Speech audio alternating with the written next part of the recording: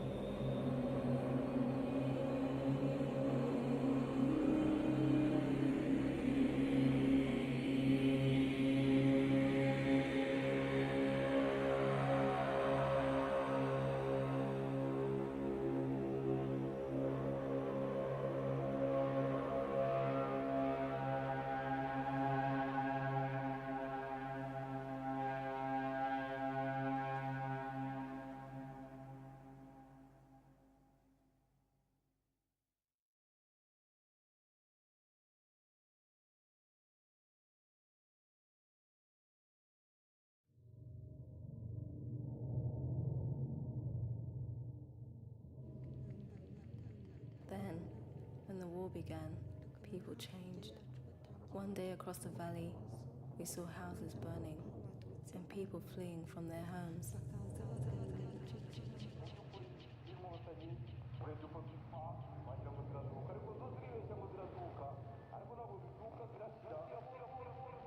I was a young girl. My parents thought the church was safe because no one will be killed in a church.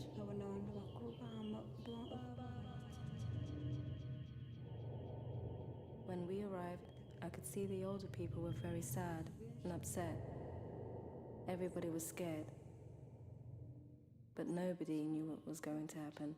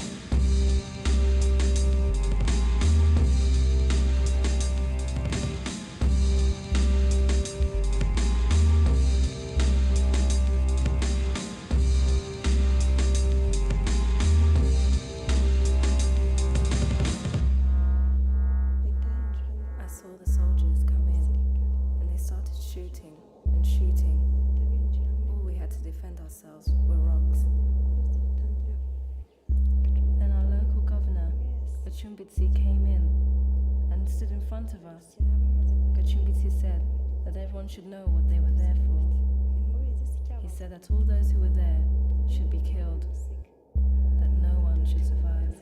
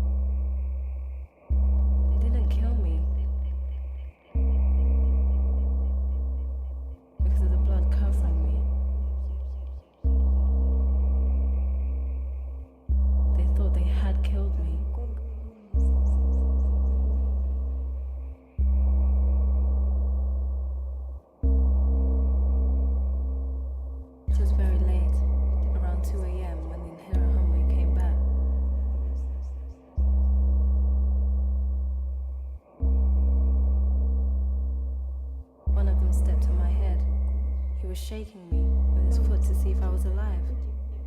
He said, "This thing is dead," and so they left.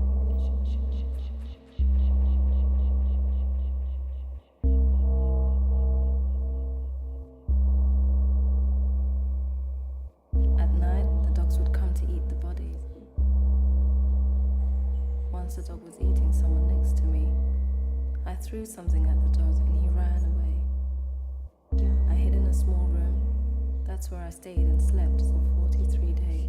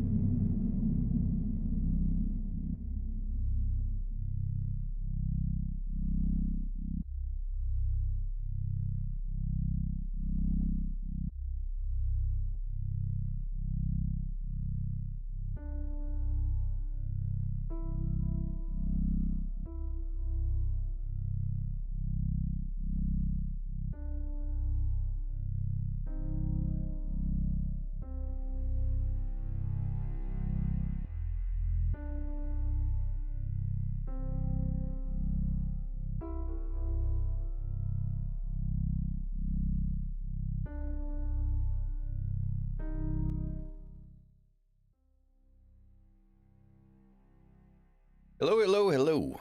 Welcome everyone to Apocrypha, only Apocrypha podcast on, I almost said Discord, but no, YouTube, probably Discord as well. How's it going, everybody? Welcome, welcome. Select the stream. Not giving me. There we go. There you go. All right. So, hope you all enjoyed the music at the beginning there. So somebody said in chat that they liked music at the beginning.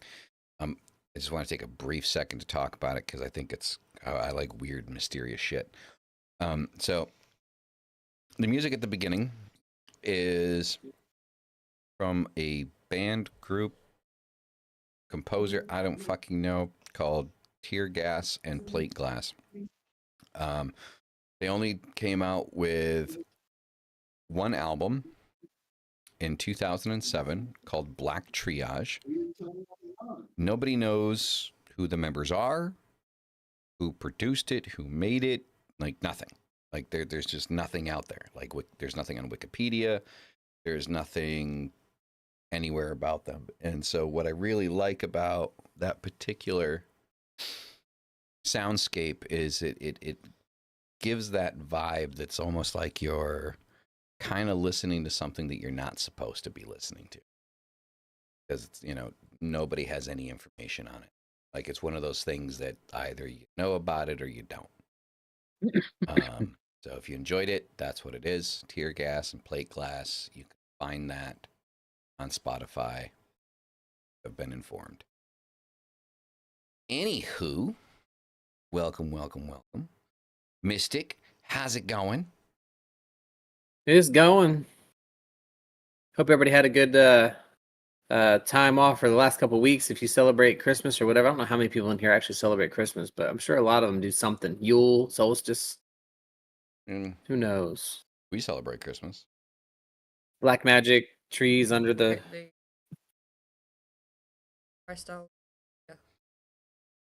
There you go. Sweet. Oh, there we go. Who's gaslighting now? Right? Right. I just work here. But yeah, no, things have been good. We've been busy. We've been playing lots of games. I've been watching Rook play a lot of games as he's getting into certain things. So it's been fun. Awesome, awesome. Mm-hmm. Very good, very good. All right, so as we always begin, Mystic is going to whip out his deck for us. Yep. Well, unfortunately, it's a blue-purple deck this time. Damn. Brooke, what are you doing? The Myths and Legends. Uh-huh. So we have Myths and Legends. So this is this was a Kickstarter, of course, as many of them are. Really nice deck. Hold on. That might help. There we go. Reversible. Yeah, the deck is a little droopy. It's okay. And then we have a non-bordered card. Really well done. I really do like these cards. They're very pretty. All of them, well, you can tell on that one, but not so much.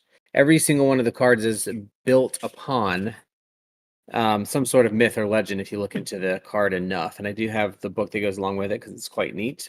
I don't use the book. I don't think that's new, but it does talk about like all the different things in there. Yeah, it was not purple. We're not going to talk about that. So this deck is purple. One thing I really do like about it, it's got like a shine black foil on the edge, which I've never seen on any deck. And I really, really like it. It looks really nice. Nice. Let's pull a couple cards. The Myths and Legends.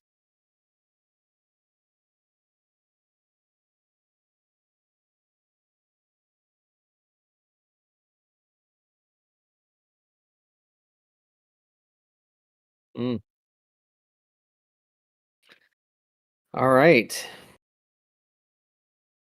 So I don't know if anybody else has ever seen this deck before, but it is one of my favorites. And it reminds me of James Eads, who's somebody else that I get a lot of decks from. He's my... Never mind, I'm not going to say that. We'll just let it go. We'll let it go there. I get a lot of decks from him. They're really good. Very similar style. We'll leave it there. So this is our first card.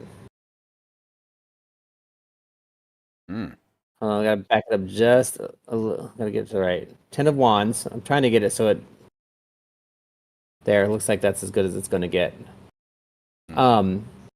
So our 10 of Wands is one of those, I don't know, not so great cards for me. It often depicts us maybe overextending ourselves a little bit, or going too far, or being obstinate and kind of getting stuck in our ways. Kind of goes along with, you know, the 10 of Swords for me, which is kind of not a really happy card, not a really fun card to pull. But this is a little bit different in this aspect. When you have the 10 of Wands, for me, it's usually we've overextended ourselves, or we're doing too much, and we're going to have to either take a break, or we're going to be forced to take a break. It also can show up when somebody's being getting a little bit too aggressive towards finding an answer to something, or looking towards something. It means to back off, basically. And I'm not talking about like fighting aggressive people getting in fights. What I'm talking about is being overly aggressive towards finding as a goal of something, or going towards something, and not letting it happen naturally. You know, yeah, we all want to fight for what our goals are and what we want to do to improve and do things right, but there's a point where it's not helpful to do so, and that's what the 10 of Wands can often represent to me, is that going overboard, going too far into it, going just, you know, take a breath, let it be, let it find what it needs to be found so that you can get to the next level. Doesn't mean not to put work into it, but it might mean we're sinking way too much time into something and not just letting it flow like it normally would. So can kind of take a look at that and back out a little bit. And it's followed by the 9 of Swords. And get that one to zoom in properly there. There we go. Very interesting. I've never seen a wolfafint before, and that's what I'm going to call it, because it looks like a wolfafint. I really don't know what else to call that, but 9 of Swords. This is, unfortunately, this goes along with our 10. The 9 of Swords is really a card of these are not good cards for the end of the year. Well, maybe it's gonna how our year's gonna end out. Let's call it that. I don't want to say suffering, because that's kind of like the standard thing, but the 9 of Swords, oh, let me hold it back up. The 9 of Swords basically comes up when things are they're not going well. There's a period where things are going to be pushed down and not successful, and we're not heading towards a very happy ending on this little trip that we're on, you know, at the moment. But a lot of it too is our failure to be patient, and so that kind of goes along with our 10, right? We talked a little bit about we're putting a little too much pressure or too much aggression into doing something. We just like, hey, let it go. It's gonna happen. It's gonna be fine. But that's what this also represents. And, you know, we're going from our first to second card saying the exact same thing in a row, that we need to be patient, and we need to let it go, let it roll, let it have fun, let things be as they are, because if you go too aggressive for it, you can kind of screw it up. And that's kind of normal on the holidays for me anyway, right? We overextend ourselves, we're doing too much, we get involved, you know, there's emotions, there's all kinds of things going on around the holidays. And so far our cards are telling us that we got to take a breath, take a breather, which is actually a complete lie, because our third card is the Chariot. And if you know anything about the Chariot means that you're ready to ride, right? Whenever the Chariot comes up for me, it means that we know what we're doing, and we know how things are going, and they're going in the right direction, and that we are ready to take the reins and control. But that's the key. We have to take control of it. So kind of putting this together with our other cards, I'm thinking more along the lines of maybe we've let things get a little bit out of our own control, and we need to rein them back in and direct where they need to go. So maybe putting in a little bit more action into what we're doing, and a little bit more control in where we're going is where I would head with that. So overall, the energy from this read is really about us getting those reins back in our hands and not letting the horse run wild because it's been spooked or because it's tired and it's been running too far. Our chariot is getting away from us. Doesn't mean that things are bad. Doesn't mean that it's terrible. If it's fall apart, doesn't mean any of that. It just means breathe a little bit, have a little bit of patience, grab the reins back, keep control of the cart. Don't let it flip you over. So, Merry Christmas and a Happy Hanukkah. Merry Christmas Hanukkah Kwanzaa. That's what it was. I was looking for it. Okay. Never heard of Christmas Hanukkah Kwanzaa? Sorry, I'm just adding channel mute button. Stream deck.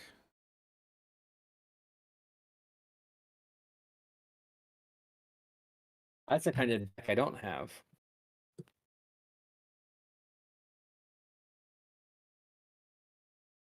I don't know. I did a pretty detailed reading the other day when we were out. It was pretty interesting. Yeah. A lot of different things. Like Right what now sense? is just a long one, like a full reading. Okay. And then it kind of had the same themes. Lots of swords have been coming up in readings lately. We're also in the August period, so the time between Christmas and then the 12 days after Christmas, where people, myself included, we draw a card a day and listen to kind of what's going on and kind of plan out your year. So that's pretty neat. But yeah, it's been interesting. Like I said, lots of swords that I'm pulling in every read. There's no matter how big or small, there's swords stuck in them. So that to me means either things are going to get more challenging or we're going to have lots of hard decisions to make. So just something to think about. Well, I mean, I think like the big takeaway with what you just read though is the control from our side of things, right? Mm-hmm. Like for me, like that would be the big takeaway. Like, yeah, I would look at it and be like, okay, yeah, things can be getting difficult or harder to deal with, you know, things like that. But, Yep. you know, at the end of the day, we still have that control, right? Yeah, that's why it's important not to think of aggression as in like anger and frustration. Aggression as in an excess of energy put towards something that it doesn't need. It's wasteful. Mm-hmm. And the chariot always comes up for me when we're ready to go. So there's never a hold up for it. The chariot is definitely a keep going forward, keep doing the next thing, but make sure that you're in control. Yeah, definitely. And the chariot, the charioteer always controls the chariot. So, and it can always be returned. So, Fun times. all right. So, what we're going to be talking about tonight is going to be a fun subject to talk about. So, make sure you break out the popcorn because it's going to be fights. Mm-hmm. I heard the threats. So, Evildoer, welcome. God damn, man, you're still alive. Holy shit. Good to see you, man. It's been a minute. So, I'll break out my opinion first. So that way Mystic and Dyra can comfortably roll out, you know, the way that, you know, they view this.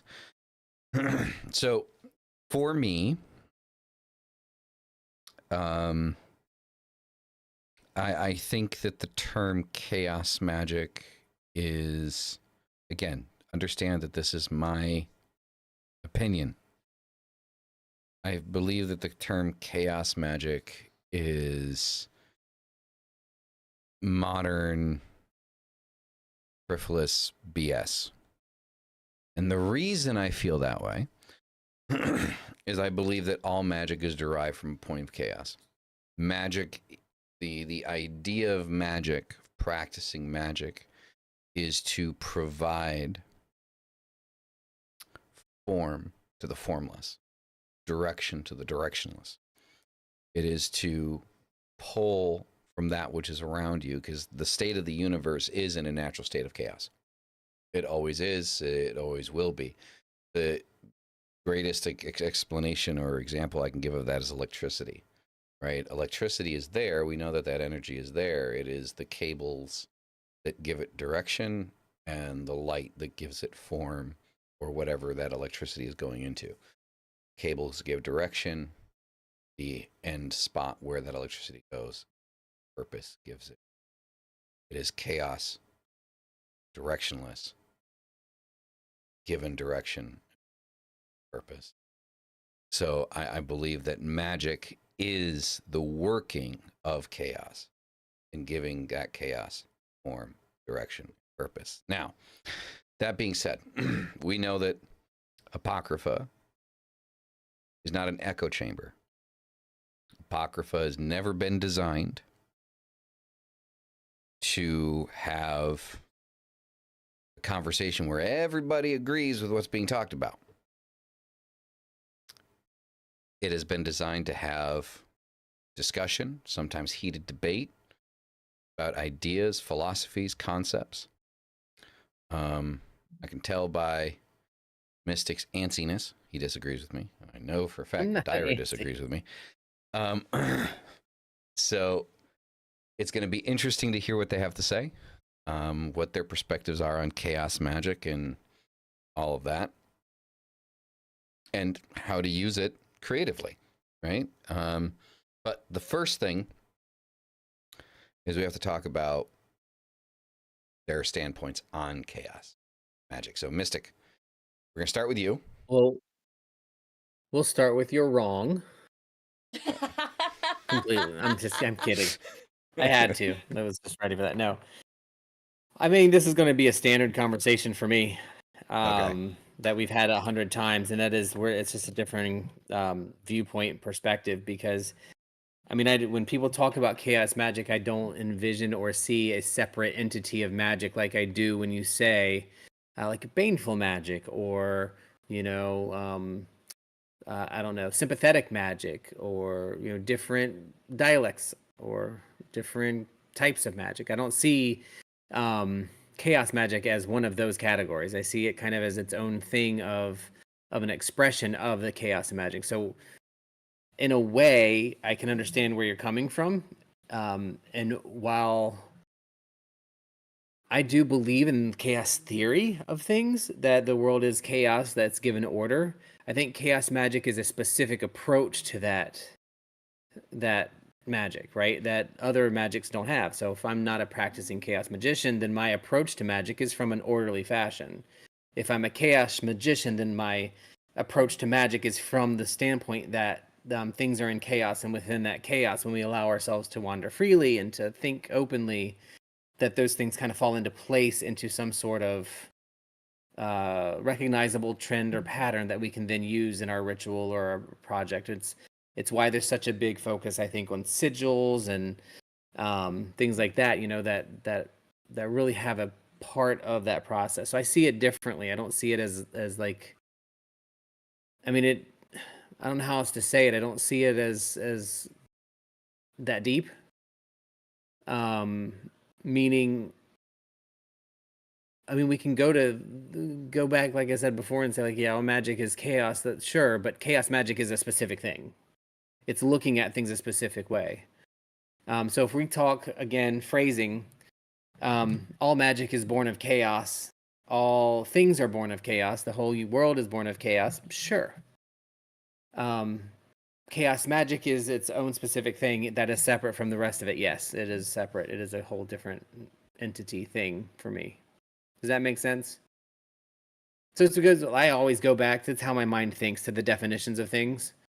And that's what I have to be clear about with people that are paying attention or listening to, right? Like, the idea that, for example, when you are trying to think of a word and you can't think of it, and then you wait 5 hours and you're doing something completely different and it comes to you, that is kind of the thing that supports or is behind the world is chaos. The energies around us are chaos, but we're always looking for ways to control it. The thing that just kind of gets my goat with it is, I mean, so from my limited understanding of it, is the idea of the absence of traditional magical systems in the working of magic. But it's almost like an oxymoron, because like the lack of a system is a system. Yeah, but you're looking at it from a definition of chaos, not an approach of magic, right? By the way, everybody, this is a define- lead up, right? Because when Dyra dives into this, Dyra did like a whole course on this, so she's going to break the whole thing down. That's why, like, we're building up. And that's the thing. It's chaos is one thing as a thing, but chaos magic is not. It's something different. It's the approach to it. To me, I'm not a chaos magician. I've read a couple of books, and that's about all I can say. I haven't practiced. I haven't seen a whole lot of things, but I've watched a couple of people who call themselves chaos magicians on YouTube. So I'm by no means an expert or know the ins and outs of it. But what I do know is that, or at least from what I understand, is that the approach is all about pulling away the ornaments of what makes most religious activity pretty to us, and getting to what's underneath it. So you don't have to do everything in a specific way. And we've talked about this whole separate topic before. You don't have to do a ritual just because it's been done 1,000 times because it's old. It doesn't. That's not what makes it effective. What makes it effective is your intent, your process, and blah blah blah blah blah. Right? To me, it's the repetition. But point being, they wish to or try to strip through some of that and say, hey, you don't need the have a black cape on while smearing goat blood around you, doing the the most recent version of the lesser banishing ritual of the pentagram, for example, right? You don't have to do all those things in point and in place. And it's like, well, what is it about that actually makes this work? And well, it's the underlying energy. And if the underlying energy is chaos, well, then that's what's going to bring the truth about when you're trying to work the magic that you're trying to do. It's almost like the meme with the cheese puff girl, where everybody's getting ready and setting up their candles, and you have your 4 candles here and everything's spread out. It has to be perfect. If you don't do it like this, Belial won't respond. Or if you don't pray to God at 12:01 a.m. on the morning with your left knee down, and I'm not going to make that joke. That wouldn't be funny. Then, God's not going to answer.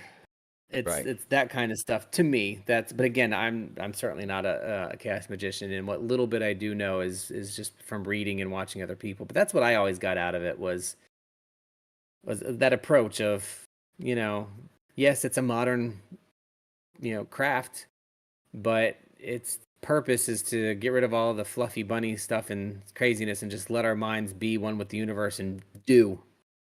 And once you relieve that barrier and just let everything go, chaos becomes orderly. All right. Well,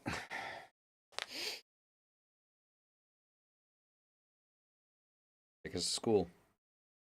Okay. So first of all, Mystic, I like what you said regarding separating chaos magic from the definition of chaos, and chaos being the underlying state of everything. Because they are separate things. Where do I start? It's sort of like, I'd say the main thing with chaos magic, the main underlying thing is about having an individualistic way of practicing. It encourages creativity and experimentation. Hence why, as chaos magic was kind of developing through the sort of second half of the 20th century, there were a lot of things that kind of became associated with it. Stuff like the punk subculture, acid house, industrial, psychedelics, because it was all about experimentation. Now, not everyone doing psychedelics was practicing chaos magic, but it was very much, it went with that time. It developed alongside of those things. So the history of chaos magic, it spans over the last sort of just over 100 years or so in terms of when it what it is was given the name of chaos magic. We can pretty much assume that chaos magic has existed for longer than that, because if we look at what chaos magic is, and that is an absence of a system, and creating your own system with what works for you, we can probably say that most of us have done that or do that in some way, shape or form. And that our ancestors, because a lot of, like, if we look at how people used to practice, it was a case of like, you use what you've got. So therefore it was making what you had work, and so that could be interpreted as chaos magic. But in terms of like the actual theory of things and building upon, I'm going to use the term system, even though chaos magic is inherently like anti-systematic, but in terms of like, you know, the theory and all of that. And the whole point in chaos magic, that I feel like the reason it sort of came about was because in the early 20th century, what you had of occultism, you had orders. You had the Order of the Golden Dawn, which, you know, followed a very particular system.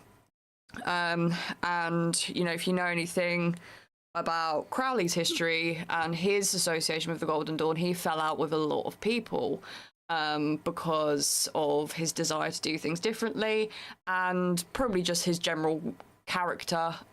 It doesn't seem like he was someone that got along with a lot of people. So yeah, and then he was inspired by someone called Austin Spare, who's considered the grandfather of chaos magic, to start experimenting in his practice and kind of get out of the systematic Golden Dawn kind of thing, right? But they're basically like, right, the occult has become way too religious. It's become way too ingrained within systems. So what they wanted to do was strip everything back so that the basic mechanisms of magic could be seen. And there's a quote from Peter J. Carroll that I don't remember verbatim, but I'm going to paraphrase and say, yes, Austin Osman Spare, that's the guy. There's a quote from Peter J. Carroll. If you are into your chaos magic, you'll know who that is. He's probably been one of the most influential people in chaos magic over the last 50 years. Wrote one of the very first books on chaos magic, very influential. Said that, you know, once you strip all of these systems back, there's usually some kind of unifying truth. There's some kind of universal similarity around everything. So that was kind of the idea of it, you finding your own truth within this stuff. And I suppose it encourages autonomy. I suppose there's a little bit of rebellion in there as well. I saw someone put in the chat, do I practice chaos magic? I mean, I would say, like, as I said, we can probably all find chaos magic somewhere in our practices where we are making our own individual adjustments to what we are doing. Sometimes I practice it more than others, but I also do abide by certain systems that I feel work well for me, such as working very much with the planetary aspects, the planetary hours, the moon phases, and stuff like that. Chaos magic would probably say that you don't have to do any of that, but that's just how I like to work. So the reason I would disagree with the statement, you know, all magic is chaos magic, is because being a goetic magician is what I like to sort of call myself, is that Goetia is very much built on a system. It's a system of magic. There's very specific instructions to go about with your ritual. However, we don't have to do that anymore. Therefore, we could consider taking a chaos magic approach to it by taking the elements and finding the basic mechanisms. I mean, are you done? Yeah. Okay. So the thing is like, for me, I think what irritates me about the term, I think more than anything, is just the fucking term chaos magic just irritates the piss out of me. Because the thing is that's what everything that Dyra says is everything I do. I don't follow any one particular system. I have a system that I follow, but it isn't a particular system that I learned in a book or from an order or from, you know, it's what works for me. It's the way that I do things that works for me. I do ritual without ever being in front of an altar. I don't need to be in front of an altar to do a ritual. Like if I feel like I need something, I can grab it from where I'm sitting. Not all the time, but there are a lot of times where I can. Chaos magician. No, I'm not. No. Chaos magician. No. No. But I would say to that though, I mean that's I call myself eclectic, right? That's kind of the same idea, but I became an eclectic witch by chance. Chaos magicians effectively and specifically enter from the perspective of the chaos magician. So that's to me what's different. And it's, I mean, I like the term chaos magician because I know that person specifically goes into it with that purpose. What we did, and what I would assume that you did, is forged our own way. That's different than taking an active perspective of. I mean, but I think that's the thing that kind of irritates me, is because I feel like that. I mean, call yourself whatever the fuck you want to call yourself. I mean, regardless, I'm still going to be irritated by it. Like, it's the same thing with, like, Christian witches, that whole fucking concept. You want to be a Christian witch, go for it. Knock yourself the fuck out. Are you going to irritate the fuck out of me? Yeah, but that's my problem, not yours. You know? So, you know, it's just one of those things that, you know, that's just what I've always done, though. It's like, I pick up on a little piece here and a little piece there, and I like this, and I like how this works and how that.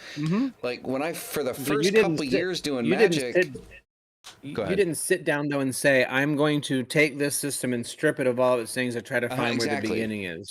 Yeah, no, that's I just broke it the fuck down. That's not just you. Because, you know, like, you know, so that's why I wouldn't call myself a chaos magician, but I mean, I suppose, like, based off of what Dyra just said, I mean. That's what I would be, I suppose, but... Artius Dade, Chaos Magician. Oh, fucking Christ. I mean, when it boils down to it, everybody's going to be a little bit of everything at some point, because, again, it's all about the perspective and the method that you do to enter what you're learning and doing. For example, for me, I don't do moon phases. I don't do planetary phases. I don't follow fucking, I mean, I like for a very short stint period of time, you know, when I was like fucking 16, you know, I sat down and really dug into astrology and numerology and stuff like that. And then like after about like 3 months of reading books on this, I was like, dude, my fucking head hurts, man. No, this can't be it. Right. That's what I said for me. I was like, this can't be it. This isn't what I want. This isn't what I'm looking for. And I just stopped.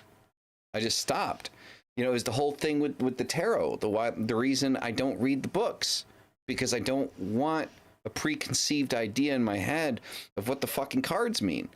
Like, I want to see what I want to, what comes to me, what comes into my mind when I'm looking at the card, you know? So I've never followed one specific system in what it is that I'm doing, ever.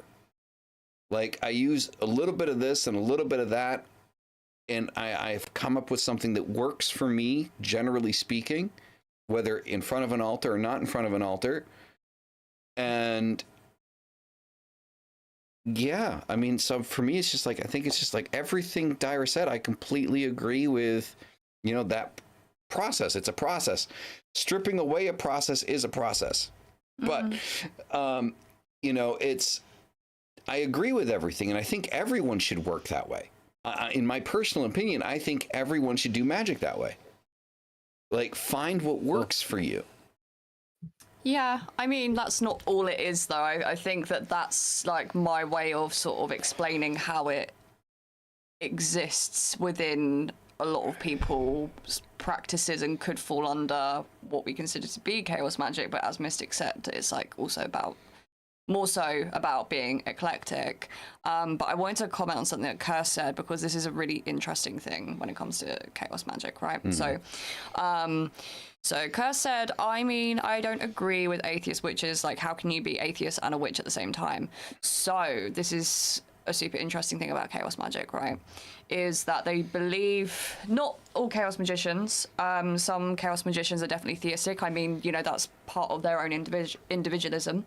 But I would say there are definitely some that lean more to the atheistic side of things, in the sense that in terms of deities and also in terms of symbols, they believe that it's not about those things having their own power and existing by themselves and owning that power. It's the power that we give to them, and that meaning can be manipulated in how, you know, towards the goal.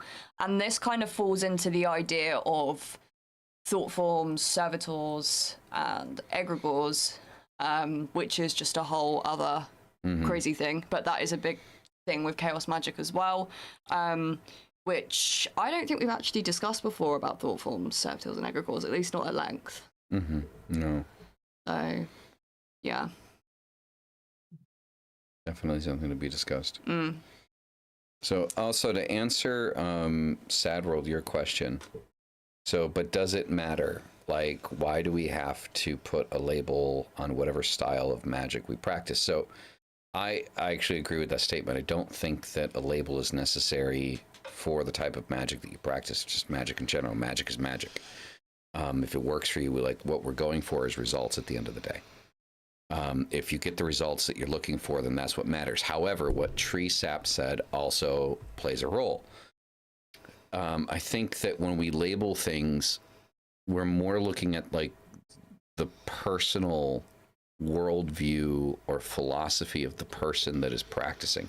We're not necessarily really curious about what type of magic they practice. Honestly, most of us probably don't give a shit. But when we put a label on someone, theistic Satanist, atheistic Satanist, chaos magician, fucking kitchen witch, you know, fucking fey magic, it gives us a better understanding of the person. Yeah, I mean, to be honest, I don't want to be under the same scope as like a kitchen witch. Like, no offense to kitchen witches, but I just feel like personally I'm a little bit more adept. Like, do you know what I mean? Yeah. You know, so it does. I think it's more for like worldview, things like that. Now, Mystic, I saw that you're trying to say something because I saw your lips moving, but I talked over you, so I apologize. What's up? What do you have to say? I don't remember what it was, but it was something along the lines of with the label thing. Like I think the label idea and labeling our magic is really, it's up to us to really make sure that we do it in the right way. Like there's no I like labels. I like labels because I'm a human being and I need order, and I need to know that there are some people that think the similar ways to me so that I can put pieces together and grow certain things. But I also need to know that people are different, and those labels do help that. They give us a little bit of a roadmap of where to go to get information sometimes. But the way we apply them is where we tend to screw up, right? You're at this, so that. And that's where, but that's not the label, that's the human making the mistake there. So when I label myself as an eclectic witch, that doesn't mean I don't do things that might be considered chaos magic. It doesn't mean I don't do things that might be left-hand path. It doesn't mean I don't do things that might look Catholic. Shudder. But that's, I mean, that thing, the label thing for me has always been big, because, you know, the gay thing, and so like, we don't need labels, we just, no, we do. Because if I didn't have that label, I wouldn't have had at least some people who I could go to when I had problems or when I needed something, right? Right. We're human beings. We need to be able to find stuff. Where we fail with labels is we limit you to that label once it's given. You can have more than one, and you can change your label if you want. We can get the whole conversation about that, but that's what I was kind of heading with the label things. I do agree we shouldn't need them, and it's nice to think beyond them, but I think they're necessary. I really hope people start realizing you can change them. You can have many of them. You can shed them. You can add new ones, and you may not have the same label you had a week ago. But for that week, it's nice to be labeled a vice president because I need to be in a group with that group to do those things. And then next week, I'm not that. I'm a caregiver because I need to be in that group with those things and do those things. And that has been very helpful to me. But one thing I'm sitting here thinking about. Sorry to cut you off. I'm sitting here thinking about because I'm thinking about the ritual room upstairs. And I think one of the things that I appreciate about altars, seeing an altar, is seeing an altar that seemingly appears to be in utter disarray. One, an altar that looks like it's being used, and two, I remember my time reading books on Wicca, and I remember the very specific positioning that everything on your altar needed to be in what direction your altar needed to be facing, and it needed to be facing north, and your athame needs to be on the right side, and your wand needs to be on the left side, and the cauldron needs to be over here. And I always hated that shit. I really, really fucking always hated that shit. Like, now anyone that's into Wicca probably knows everything I just said is completely fucking wrong. But that's just because I've always fucking hated that shit. Like, if you're using your altar, it should look used. Like, I'm going to be completely honest. If you look at my altar right now, it looks like it's set up for a photo shoot, and that's just because, one, Dyra is so active in the ritual room that, like, waiting for the energy to die down so I can go in and do something clean is almost impossible. So I just kind of end up kind of doing like little mental shits, That sounds so bad, little mental shits. Did not go well. That did not carry over well. Right. Here and there. Which is why I got my desk Baphomet. It's a little Baphomet for the desk. I love it. So, I got the one upstairs on the altar, and then there's one on the desk. So, it's just, I don't know. I think that, like I said, I think that magic is chaos. Like, it is taking that chaotic energy that exists around us and giving it form, however that comes across, in that moment. And it's one of the reasons why, like, when you guys kept asking for, like, how I do work with Baphomet and stuff like that, like, it's just like, just fucking figure it out, just stick your hands into the dark and feel your way through it. It's going to give you the best. I feel like it's going to give you the best results. Coming up with this course for Baphomet and doing like Baphometic ritual, it's been tough, guys. And it's still going to be tough. But yeah, I'm going to do my best to give you guys kind of like a rough fucking, guide to follow, I suppose. But I think it's funny because on one side of the token, we strive to strip away, yeah, exactly, Tree Sap, fly by the seat of your pants path. Yeah, exactly. Like, on one side of the token, we try to strip away systems. We don't like systems. We don't like being told what to do. But then on the other side of the token, we strive and are desperate to be told what to do. And it's kind of, and I feel like when we want to be told what to do is because we don't believe in our own ability to do something. Like, we don't believe that without this guidance, we can do it.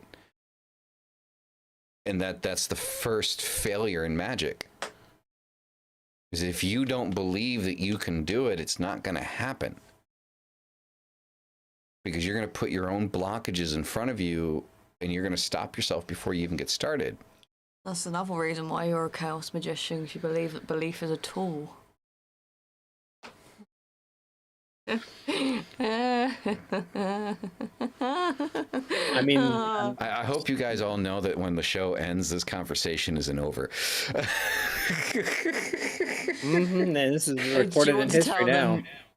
Do you want to tell them about what happened the last time we spoke about chaos magic at length? Well, so it wasn't being spoken about at length. Apparently, I got very passionate and started talking at Dyra instead of to Dyra.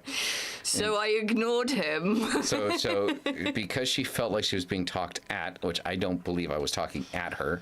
I profusely apologize for it coming across that way, but. I mean, if I had to just guess and take a side, you wouldn't turn out well on that one. I'm just saying. Thanks. Appreciate it. Just, But yeah, so she just kind of like started ignoring me. And then I threw a temper tantrum. A silent temper tantrum, but I threw a temper tantrum because she ignored me. I didn't like being ignored. And then I apologized.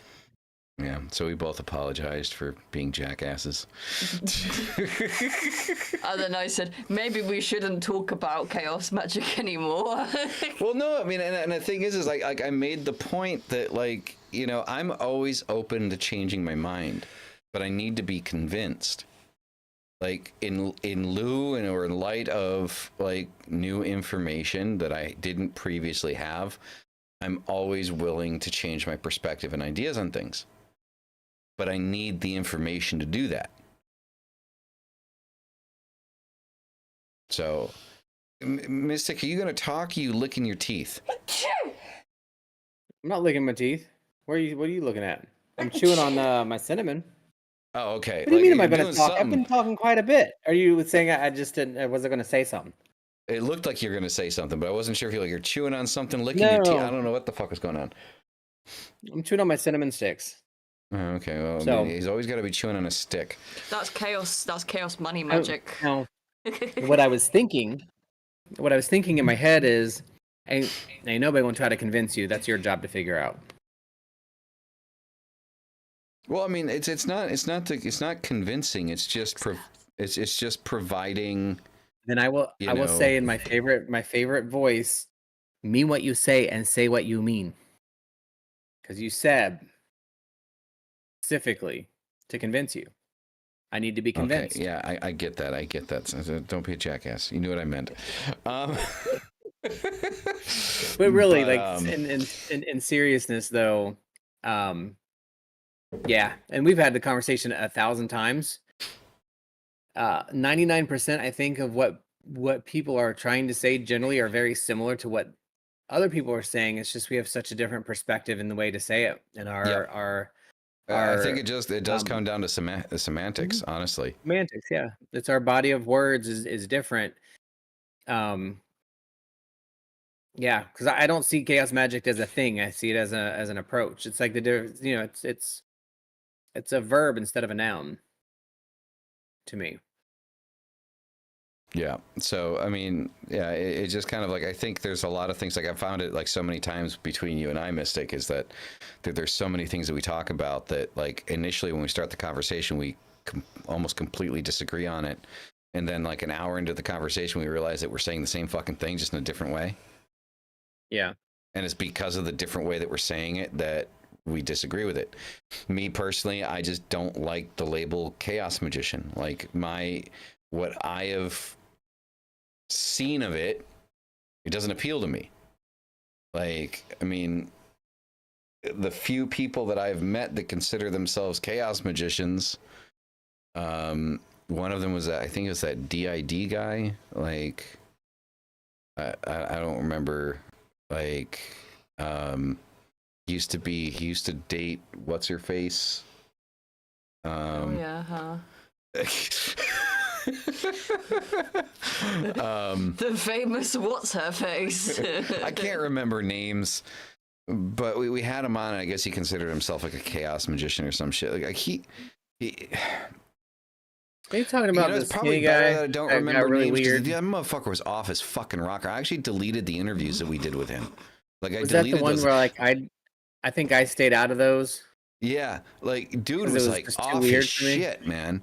Like, I know who you're talking about. I know his name too, but I'm not saying it. yeah, don't say We're not his bringing name. that back on. But like, I actually like I've never deleted before Like, I like a stayed out of those. video or like an interview that we've done. I went in. We did like three episodes with him, Mm-hmm. right, over the course of like a month or something, and See, that some wasn't chaos information magic. That was came to chaos. light about like some stuff was going on and what he was doing with his ex and shit. And I'm like, now like everything he's saying kind of makes sense. And I was like, yeah, no, like this, I don't want to support this shit. And so, like, yeah, like I fucking nuked his shit off of the channel. Like he doesn't exist on the channel. I was like, fuck, man. That's an Like, example of the difference between chaos magic and chaos. right? Seriously. So yeah, no, it's just like, oh no. And so yeah, so I mean, I've had a couple of other experiences that were kind of similar to that, like with other people, and I'm just like, And I've had really Don't- good experiences. I mean, Like, no, like, I've had a couple of people where they, the explanations that I got, because I asked, and I got a couple of the books at the beginning, because I like to understand as much as I can. I'm definitely know a little about a lot. Yeah, I know a little about a lot. It's just a thing. I like to know some stuff. And I had a conversation with somebody who had a YouTube channel, and they did a lot of stuff. I can't remember their name. What was it? Anyway. It was a really good interaction. It was really, it was positive. They were kind of explaining, because some people do get that whole, it's like a whatever you say goes kind of thing, and that's not really what it is, but it does Mhm. give off that feeling to a lot of people.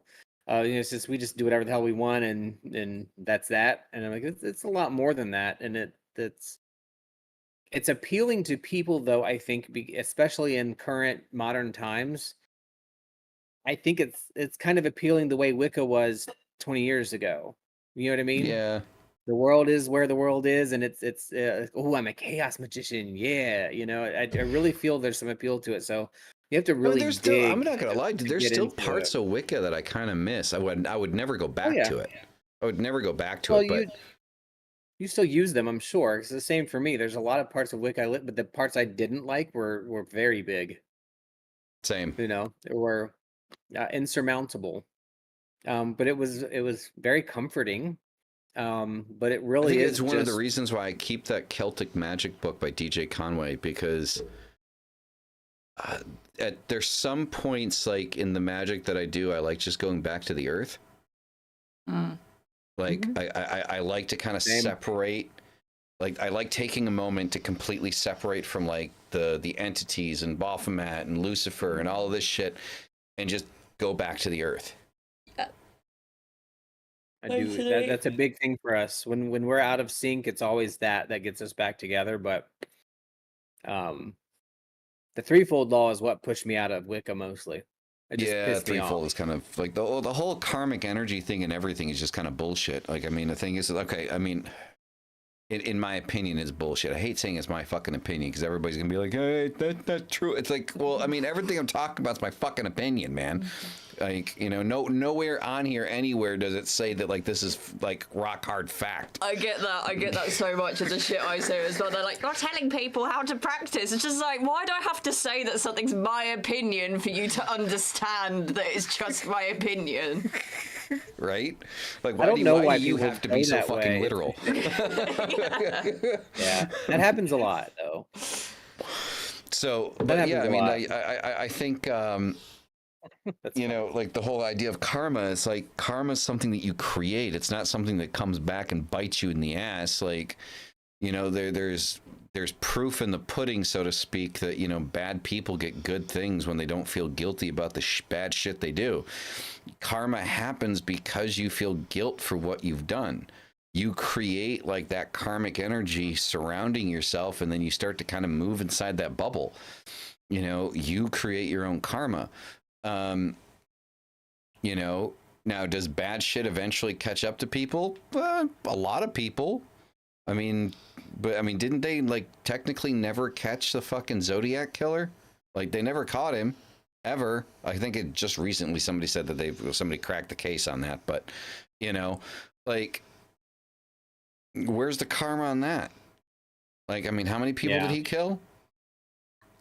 You know, karma's not something that some mysterious balancing quality in the universe that follows you around and keeps score of the good shit and bad shit that you do.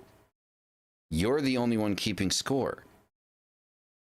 And it is that score you keep that pushes your karma in whatever direction that you're going.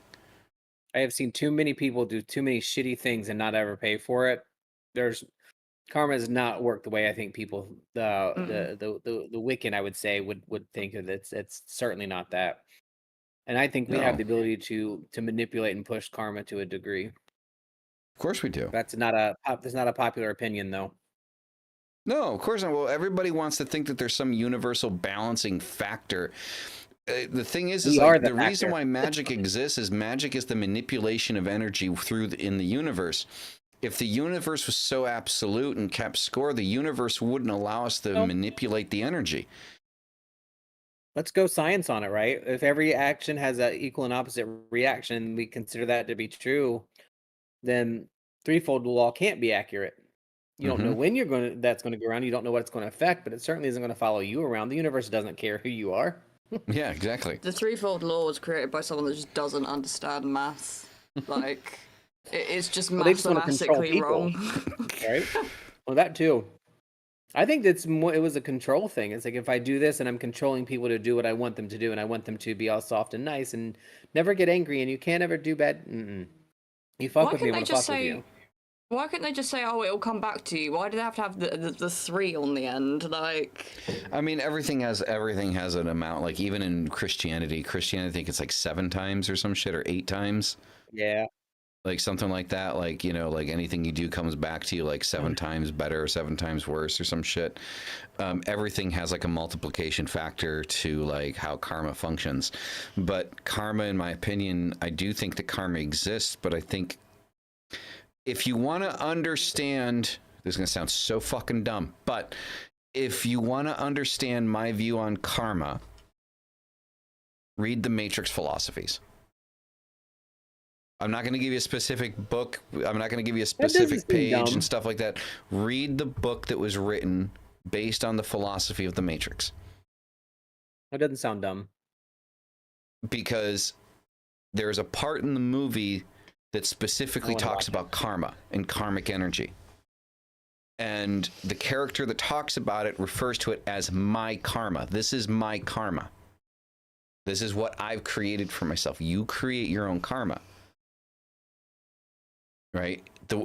Look at, if I'm not mistaken, even if you look at like Indian philosophy, right? Like Hindu, Buddhism, shit like that, you look at karma through there, it's still different than Western philosophy. If you look at Eastern karmic philosophies, it follows a different path than Western karmic philosophy. You know? So it's an interesting way to look at it, and it's more accurate because even Mystic said, you know, that he has seen too many bad people do shitty things and never have actually paid for it. And that's just something we constantly see. Karma doesn't function in the way that most new age Western philosophies would like you to think that it works. Right? So it's something to look into. But yeah. Anyway, that is going to conclude this week's episode. This was a good show, guys. I hope you guys enjoyed it. I think we covered a lot of stuff. We didn't rip each other's throats out, so that's good. I just have one last thing to add. What? My name's Attius Dade, and I am a chaos magician. No, I'm not. Oh, I'm so glad that's recorded.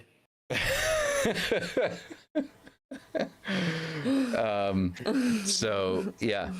So just a quick thing for you guys to remember: the intro to Baphomet and the Baphometic tradition starts February 15th. Go to attiusdade.setmore.com to book your spot. If you are a member of the channel, you get a 50% discount. Just send me a Discord message or email me that you're interested, and I will discount the price for you. to get in. There are only 6 seats per month, and there's only 4 months that we're doing it.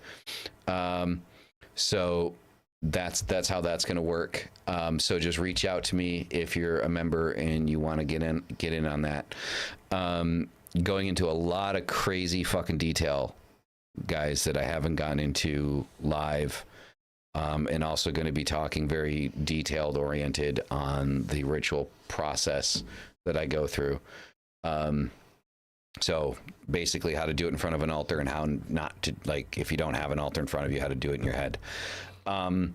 So kind of start out on that level. So if you're interested, go for it. Also, all the Demonora stuff is moving or has moved over to... Hasn't moved just yet, but okay. It will be. It will be, Demonora.com will just be merging with blackmagicdiary.com, just to kind of like consolidate and streamline everything. Demonora will still be a thing, but it just won't have a separate website. It'll just be basically Black Magic Diary merch. But Demonora sounds a lot better. So we're going to stick with that. And any of my services and stuff like that that you guys might be interested in, shadow work, shadow readings, all that fun stuff, addiusdate.com. Mystic is doing shit. I don't know what shit Mystic is doing. Mystic, what are you doing? Working a lot, reading a lot. Publicly, what can people do with you? I am not much. I do tarot readings at the Kava Bar, and yeah, that's about it. What about the Discord thing? You said you're going to do like lives in the Discord, or yeah, we do that. Yeah. Okay, so every Saturday, not every Saturday, every Saturday that is preceding a full moon, which is monthly this year. Why do you have to make it so goddamn complicated? Because we're doing it once a month and we're doing it on a Saturday, and I want something consistent because I don't like chaos. We are getting together instead of doing our show. We are getting on Discord and having some pretty neat discussions on just what everybody's doing, spiritual wise, to kind of learn from each other. So it was nice. We've done our first one. Our next one is January 12th, I think, 11th or 12th. So if you look at the full moon calendar and you look at the Saturday before it from 3 to 5 Eastern Standard, we will be in Discord chatting, along with some people that live near us, so they will also be present there. And then we will be doing some tarot streams at some point someday. Mystic is an extreme agent of order. Yeah, that is accurate and correct. Sad World has a confession. What confession do you have, Sad World? Confess your sins to me. No, that's hilarious. I'm an atheist, I swear to God, I am. Yeah. Hello, I sir. think I've heard that one before. If your toe gets stuck in there, I'm gonna laugh. Where do you think my toe is stuck, guys? I you am can't see. not. It could be, no comment. It could be anywhere. Everyone was already thinking it. They didn't need your help to push it that way. She's wearing a fishnet shirt and she's like sticking her toe into it, and I'm just gonna laugh if she can't get her toe out, because then it's gonna be like that. All right. Anyway, guys, that is gonna be it. Thank you very much for being here. You guys are fucking amazing, and as always, hail thy fucking self. We'll see you in the next one. Peace the fuck out. Deuces.